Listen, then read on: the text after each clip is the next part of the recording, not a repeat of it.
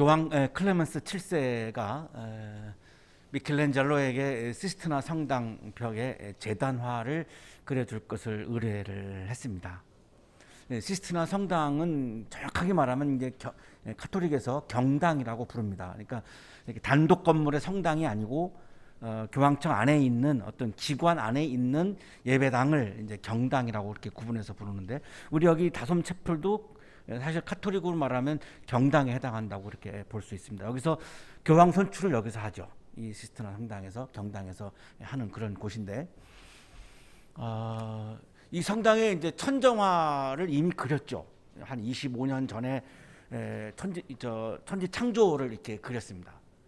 그때 한 4년인가 아마 걸렸을 것 같은데요. 그리고 나서 이제 미켈란젤로가 이제 60세가 되었습니다. 그러니까 한 25년 정도 지난 것 같아요. 이 천지창조를 그린 이후에 이제 이 서쪽 벽에 있는 이 벽화죠, 벽화. 쉽게 말하면 이 제단화를 또 부탁을 한 거예요. 그런데 이 클레멘스 7세가 이제 사망을 합니다. 그러니까 그 뒤에 이를 이어서 교황이 된 바오로 3세가 다시 미켈란젤로에게 성당 이 벽화를 의뢰를 합니다. 그만큼 미켈란젤로는 그 당시 뭐 대천재, 미술계에서는 뭐 대천재였으니까요. 정말 이렇게 정중하게 그렇게 사정사장을 하다시피 해서 부탁을 하고 있는 겁니다. 이때 미켈란젤로가 60세였는데 이제 이 성당 벽화로 뭘 그릴까 하다가 최후의 심판을 그리기로 결심합니다. 왜 그랬을까를 계속 생각을 해보는데, 당시 교황청이 이제 부패했죠. 이게 마틴 루터의 종교개혁 이후입니다. 그러니까 굉장히 면죄부 가지고 부패한 거가 이미 지나갔기 때문에 굉장히 미켈란젤로도 카톨릭 신자이지만 로마 교황청을 굉장히 안 좋게 보고 있던 겁니다. 그러니까 심판받을 거야 라고 하는 마음이 있던 것 같아요. 작품을 시작하면서 이제 간섭을 받을까봐 교황하고 약속을 했습니다. 완성될 때까지 아무도 안 본다. 중간에 자꾸 보면 뭐 간섭이 들어올 거 아니겠습니까? 성직자들이 특히 또 뭐 신학적으로 어쩌고 뭐 이렇게 막 성교적으로 어쩌고 막 이제 간섭이 들어올 것 같으니까, 그럼 예술이 안 되죠. 그래서 이제 아무도 안 본다 이걸 약속을 했는데, 교황이 궁금하니까 몰래 그걸 훔쳐봤습니다. 그러니까 미켈란젤로가 화가 나가지고 중단하고 그냥 집으로 가버립니다. 고향으로 가버려요. 참 재밌는 분입니다. 그러니까 이제 로마 교황청에서 이제 막 또 설득을 해가지고 간신히 또 이제 재개를 합니다. 이번에는 또 교황 비서관이 또 몰래 훔쳐봅니다. 혹시 뭐 교황을 비판하는 게 있지 않을까 뭐 이런 염려가 많았던 것 같아요. 화가 나가지고 미켈란젤로가 또 이미 진도가 많이 나갔으니까 이번에는 그만둘 수는 없고 그 비서관을 지옥에다가 그려놨습니다. 참 재밌는 분이에요. 그러니까 누가 봐도 그 비서관이라는 걸 다 알 수 있습니다. 다 아주 선명하게 그 얼굴을 거기다가 그려 넣은 거죠. 그래서 이제 이렇게 자기 화난 거를 이렇게 보복을 하는 거죠. 1541년 11월 1일이 카톨릭에서는 모든 성인 축제일이라고 하는 그런 그 기념일입니다. 우리가 뭐 부활절, 성탄절 하는 것처럼 모든 성인 축제일이라고 하는 그런 기념일인데, 그날 완성을 6년 만에 했습니다. 6년 만에. 14.5m, 13m의 정말 그런 벽화죠. 정말 대천재가 그린 최후의 심판이 드디어 이제 모습을 드러냈고, 미켈란젤로가 66세가 되던 성탄절 날 이 그림이 이제 봉헌됩니다. 하나님께 이렇게 봉헌되죠. 지금 보고 계시는 그림이 이제 바로 지금 미켈란젤로가 그린 그 최후의 심판인데요. 위쪽을 보시면은 도움이 있죠. 거기에 있는 그림이 이제 선사들입니다. 그 밑에 보시면은 이제 오른판을 이렇게 들고 심판하는 예수님이 이제 있고요. 그 양옆으로는 천국에 오르는 성인들, 순교자들, 천국에 오르는 사람들을 이렇게 그렸고요. 그 아래로 내려오시면은 이제 지옥으로 떨어지는 사람들이 이렇게 나와 있습니다. 그래서 심판을 예수님이 하신다는 거죠. 오른손을 들고 딱 이렇게 오늘 본문에는 좌우로 이렇게 나와 있는데, 어쨌든 이렇게 심판을 해서 가른다는 겁니다. 가른다는 거죠. 근데 이 400명이 모두가 나체로 그렸습니다. 우리가 지금 보고 있는 그림은 이제 수정된 그림이고, 본래 미켈란젤로가 그린 그림은 예수님과 마리아 외에는 다 나체입니다. 그러니까 난리가 났죠. 그 교황 의전 비서관인 이제 체세나가 이거는 목욕탕이나 홍등가에 어울리는 그림이다. 어떻게 이거를 성당 벽화로 그릴 수 있느냐라고 막 맹비난을 합니다. 그러니까 또 이 미켈란젤로가 화가 난 거죠. 예술가로서 예술도 몰라보는 사람이라고 막 화가 난 거죠. 그래서 이 제사나의 얼굴을 지옥의 수문장 미노스에다가 그려놨습니다. 이것도 누가 봐도 다 알 수 있는 이 사람의 얼굴을 지옥의 수문장에 해당하는 그 얼굴에다가 그냥 확 그려 넣은 거죠. 1564년에 미켈란젤로가 이제 세상을 떠나니까 교황청이 이제 미켈란젤로의 아주 가장 총애하는 제자입니다. 다볼테라라고 하는 제자에게 이제 시켜가지고 중요한 부분들을 이제 다 나체니까 다 이렇게 이제 가리는 작업을 합니다. 그러니까 모자이크 처리라고 생각하시면 되죠. 모자이크 처리. 또 하필이면 또 이 사람 이름이 다볼테라, 다 볼 거야, 뭐 이런 걸 연상시키는 참 그런 재미있는 이름이기도 한데요. 그래서 이제 수정 작업을 이제 다 이렇게 했습니다. 지금 이제 세부화를 보여드리고 있는데 맨 위쪽에 아까 말씀드렸던 천사들이 이렇게 있죠. 그리고 이제 전체 이제 그림이고 예수님 모습을 지금 이제 세부화로 보고 계시는데 아주 젊은 청년입니다.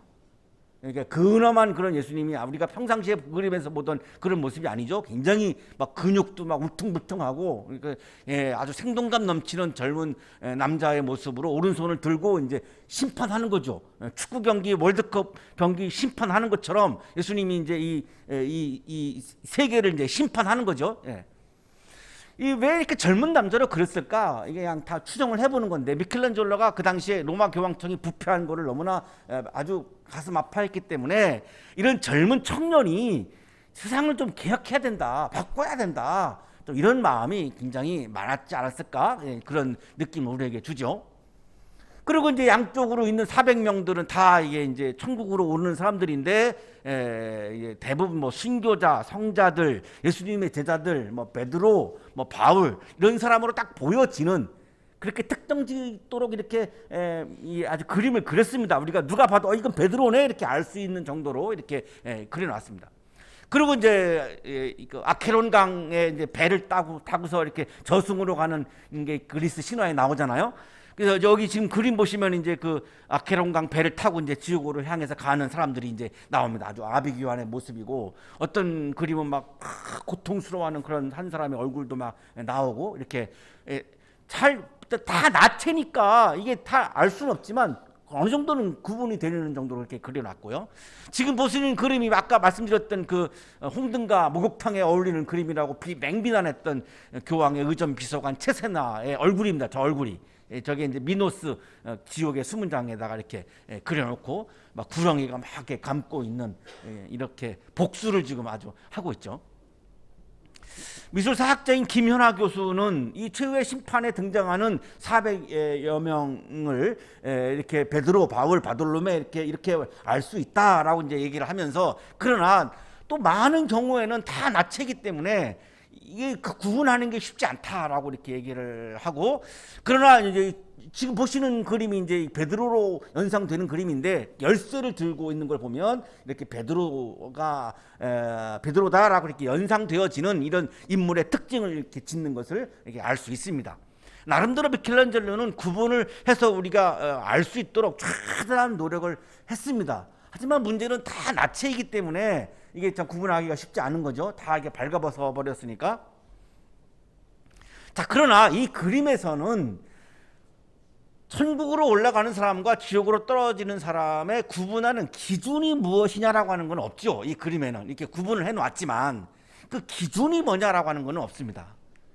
오늘의 성서 본문은 천국으로 오르는 사람, 지옥으로 떨어지는 사람, 예수님이 오른판을 들고 이렇게 심판을 하면서 이렇게 양과 염소로 가른다라고 이제 표현을 하시는데 이 양과 염소로 가르는 기준이 뭔가, 예수님의 기준이 뭔가를 우리에게 주시는 말씀입니다. 굉장히 우리가 주목해야 하는 말씀입니다. 굉장히 우리가 이걸 간과하고 있는 부분이 굉장히 많고 애써서 이거를 외면하려고 하는 경우도 굉장히 많은 그런 본문 중에 하나입니다. 그러나 분명히 그 기준을 우리들에게 말씀해 주세요. 오늘의 성서 본문은 인자가 영광 중에 와서 영광의 보좌에 앉을 것이라고 하는 말씀으로 시작을 하죠. 31절에서 인자가 모든 천사와 더불어 영광에 둘러싸여서 올 때에 그는 자기의 영광의 보좌에 앉을 것이다. 딱 앉아가지고 이제 심판을 딱 하는 거죠. 미켈란젤로는 서 있는 모습을 그렸지만 마태복음 25장은 딱 자리에 앉아서 예수님이 심판을 하신다는 거죠. 여기 인자는 이제 사람을 의미하는 건데 오늘 여기 본문에서는 마지막 때에 오시는 심판주 이런 의미도 갖고 있습니다. 이 인자라고 하는 단어가 오늘의 본문은 심판주라고 하는 것을 의미하고 있는 그런 단어로 의미로 인자라고 하는 말을 사용하고 있습니다. 심판주다라고 이해하시면 됩니다. 그리고서 모든 민족, 인류를 말합니다. 모든 인류를 목자가 양과 염소를 가르듯이 가르는 겁니다.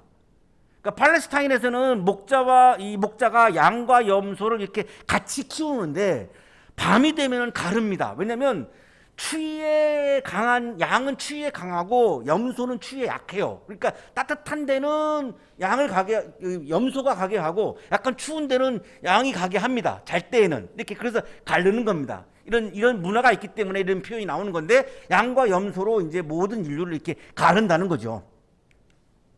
그래서 양은 오른쪽에 염소는 왼쪽에 이렇게 이제 세운다라고 말씀하죠. 이게 바로 이제 심판을 하는 장면입니다. 자, 근데 우리가 주목해야 되는 거는 기준이 뭐냐 이겁니다. 기준이. 그리고 나서 이제 오른쪽에 있는 사람들에게 하나님의 나라를 차지하여라 이렇게 말씀하죠. 하나님의 나라에 들어가라 이렇게 말씀합니다. 자, 이제 이거 우리가 정말 주목해야 됩니다. 하나님의 나라에 들어가라고 오른쪽에 있는 사람들을 하나님의 나라에 들어가라고 말씀하신 그 이유가 뭐냐 이거죠. 기준이 뭐냐 이거죠. 이게 중요한 거죠.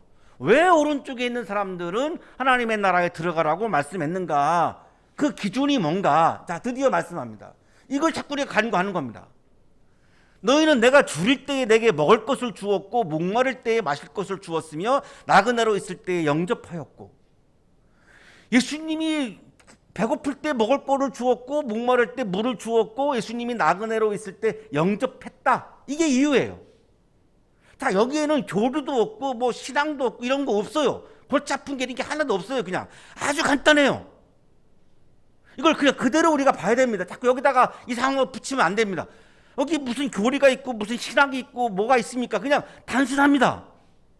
예수님이 배고플 때 먹을 거를 주셨고 목마를 때 마실 것을 드렸고 그리고 나그네일 때 영접했다는 거죠. 잠자리를 제공했다는 거죠. 그리고 헐벗을 때에 옷을 입지 못하실 때에 옷을 입게 하셨고 병들어 있을 때 돌보아 주었고 감옥에 갇혀 있을 때 방문해서 위로했다는 거예요. 이게 이유예요.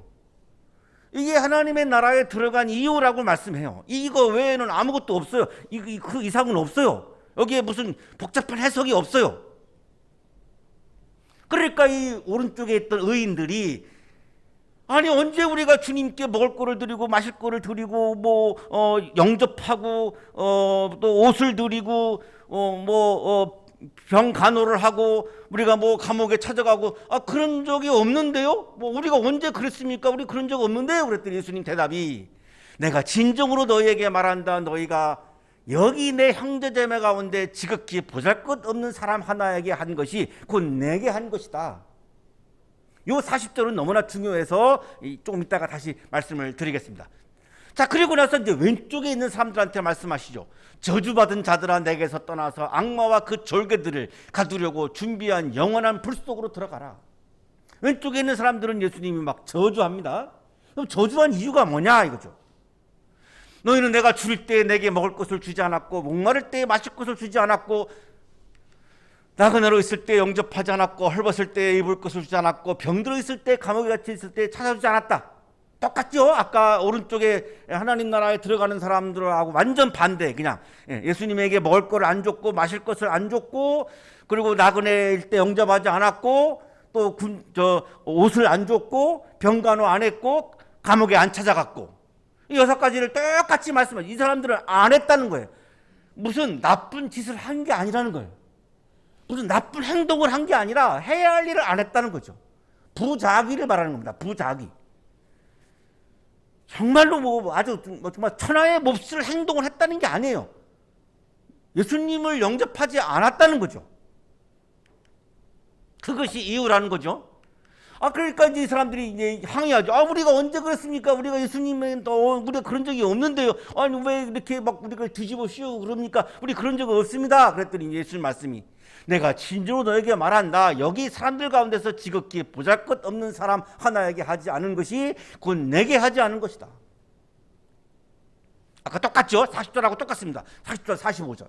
자, 그리고서 오른쪽에 있는 사람들은 왼쪽에 있는 사람들은 영원한 형벌로 들어가고 오른쪽에 있는 사람들은 영원한 생명으로 들어간다라고 이렇게 말씀을 마칩니다.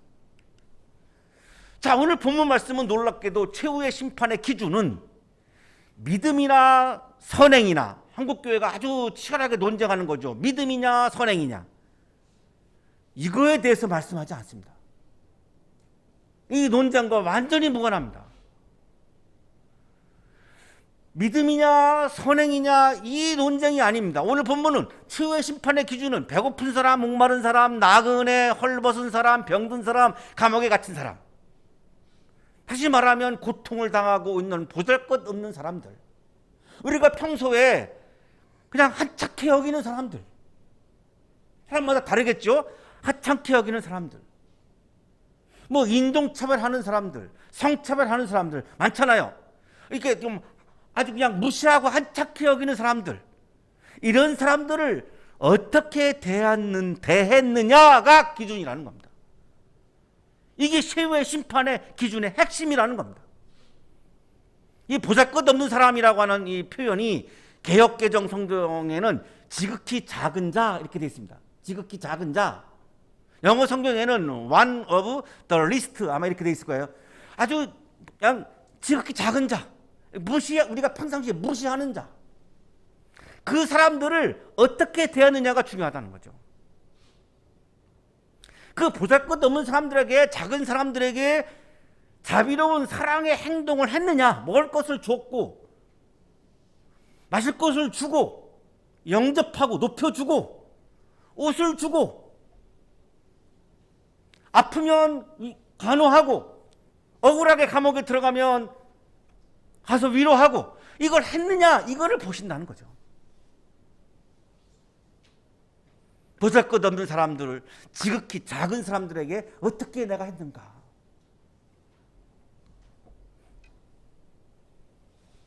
강조드리고 싶은 말씀은 키가 작은 사람들에게 함부로 하시면 안 된다. 이거를 굉장히 지금 강조하시는 거죠. 160 정도의 작은 사람들을 무시하면 안 된다. 또 하나 놀라운 것이 있죠. 예수님께서는 배고픈 사람, 목마른 사람, 나그네, 헐벗은 사람, 병든 사람, 감옥에 갇힌 사람, 고통을 당하고 있는 사람, 이렇게 6가지의 예를 드셨는데, 이렇게 지극히 보잘것없는 사람과 예수님 자신을 동일시하십니다. 이들에게 한 것이 나에게 한 거다라는 거예요. 작은 자에게 한 것이 나에게 한 거라는 거예요. 큰 자에게 한 것이 나에게 한 거다라고 하는 말씀은 성경 어디에도 없어요. 그래서 작은 사람이 중요하다는 거예요. 작은 사람이 여러분 잘해야 된다는 거예요. 그래요. 없어요. 큰 자에게 한 것은, 작은 사람에게 한 것이 즉 나에게 한 거다 이렇게 말씀하니까, 보잘것없는 사람, 우리가 무시하는 사람, 우리가 평상시에 별 볼 일 없다고 생각하는 사람, 낮은 위치에 있는 사람들, 이런 사람들을 예수님처럼 대해야 한다는 거예요. 지금 여기 자리에 우리 외국인 유학생들을 위해서 정말로 헌신을 계속 하고 있는 우리 교수님들이 여러분 계십니다. 정말 헌신적으로. 왜 그러느냐? 어떻게 보면 우리 외국인들을 굉장히 이렇게 잘 높이지 못할 수 있습니다. 우리하고 다르니까. 보잘것없다고 여길 수 있는 거지, 얼마든지. 우리가 뭐 얼굴 색도 다르고, 우리가 문화도 다르고, 다 다르니까. 우리가 존재가 다르니까.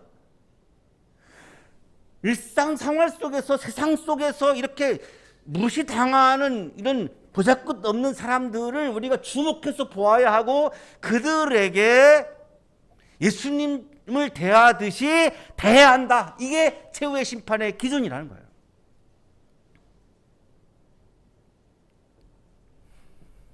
우리는 예수님께 하는 것과 사람에게 하는 것을 구분하죠. 예수님께 하는 것은 신앙 고백, 사람에게 하는 것은 사랑과 동정. 그러나 심판자이신 예수님께서 우리를 심판하실 때 중요하게 여기는 것은 겉모습, 업적, 입으로만 외우는 신앙 고백, 교리에 대한 믿음, 이런 거를 말씀하지 않아요. 큰 교회를 이루는데 내가 뭐 공헌을 했느냐, 이런 말씀이 전혀 없어요. 전혀 없어요. 교회 성장하는데 내가 뭐 어떤 뭐 척척한 공을 세웠다, 이런 것도 없어요. 내가 목사다, 장로다, 이런 것도 없어요. 다 없어요. 그런 거 없어요. 중요하지 않다는 거예요. 예수님에게는 그런 건 보지도 않는다는 거예요. 우리가 그런 걸 중요하게 여기지만 예수님은 전혀 중요하지 않다는 거예요. 예수님에게 중요한 것은 보잘것없는 사람들을 나에게 하는 것처럼 했느냐, 이게 중요하다는 거예요.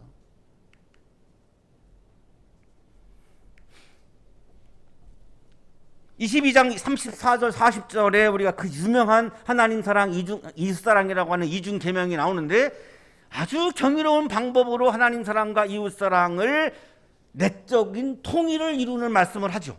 하나님 사랑과 이웃 사랑을 구분하지 말라는 거예요.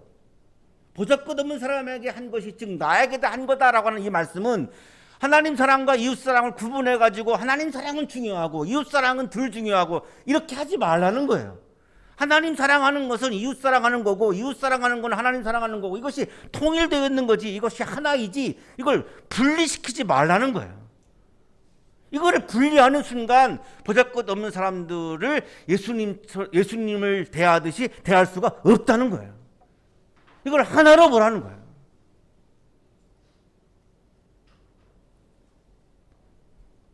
한번 생각해 보시죠. 나는 평소에 내가 나도 모르게 그냥 일부러 그러지는 않을 거고요. 나도 모르게 좀 이렇게 무시하고 이렇게 별볼일 없다고 생각하는 사람은 누구일까? 있을 수 있단 말이죠. 우리가 살아가면서. 바로 그 사람이 내가 예수님처럼 대해야 하는 사람이라는 거예요. 동학의 경전에 도가의 부인은 경솔히 아이를 때리지 말라. 아이를 때리는 것은 곧 하눌림을 때리는 것이니 하눌림이 싫어하고 기운이 상하느니라 라고 하는 가르침이 있어요. 어린아이가 우리가 무시할 수 있는데 그 어린아이가 하늘님이라는 거예요. 동학교도들은 어린이를 부를 때 하늘님 이렇게 부릅니다. 시어머니가 며느리를 하늘님 이렇게 부릅니다. 왜냐하면 인내천 사상이죠, 이게. 사람을 즉 하늘로 보는 거거든요. 그러니까 동학교도들 사이에서는 어린이 학대나 뭐 며느리 구박이나 이런 게 있을 수가 없어요. 내 앞에 있는 이 사람이 그냥 하늘님이니까.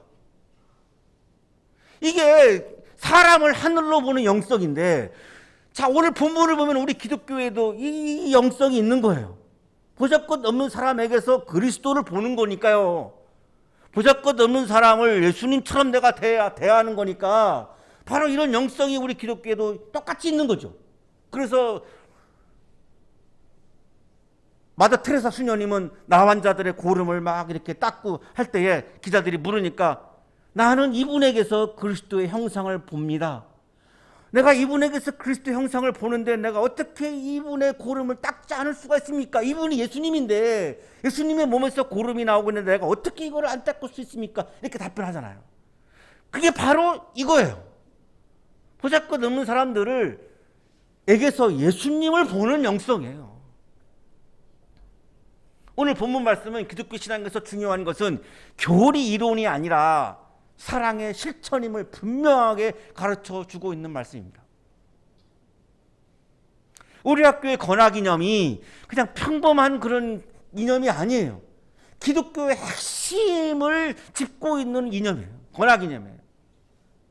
사랑의 실천이 기독교의 핵심임을 말씀해주고 있는 거예요. 왜냐하면 최후의 심판의 기준이 보잘것없는 사람들에게 내가 사랑을 실천했느냐 안 했느냐 이거를 보신다는 거니까 사랑의 실천이 기독교의 핵심 중의 핵심입니다.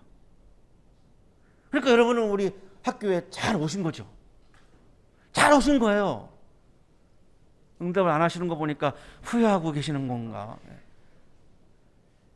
아무리 내가 성경 공부를 많이 해가지고 뭐 성경 많이 알고 뭐 교리 공부를 해가지고 뭐 교리를 뭐 깊이 안다 할지라도 사랑의 실천이 없으면 최후의 심판을 통과하기가 어렵다는 말씀이에요. 이 사랑 실천이 이렇게 중요한 덕목이라는 거예요. 우리에게, 기독교인에게.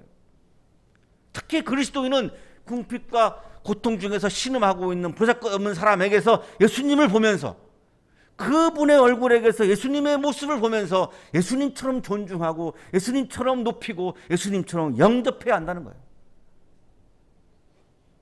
예수님처럼 예배하면 그건 이단이 됩니다. 우상숭배가 됩니다. 그게 아니라 영접해야 된다는 거예요. 높여줘야, 존중해줘야 된다는 거죠.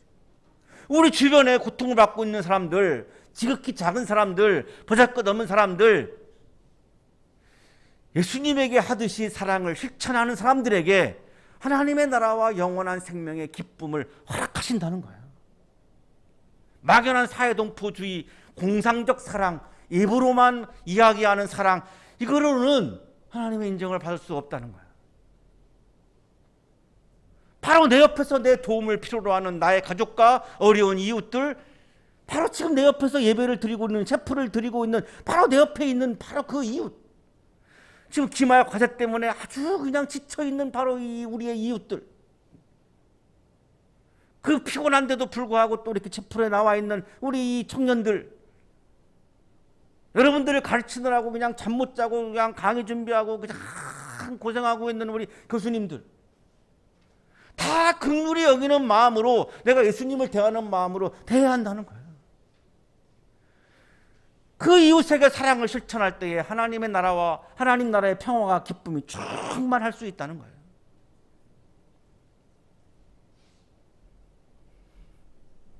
여러분의 믿음이 그냥 입으로만, 관념적으로만 예수님을 믿는 그런 믿음이 아니라 내 옆에 있는 사람에게 사랑을 실천하는 아주 구체적인 그런 신앙의 사람이 되셔서 주님이 주시는 하나님 나라의 평화와 기쁨을 미리 충만하게 경험하는 여러분의 삶이 되시기를 간절히 축원합니다.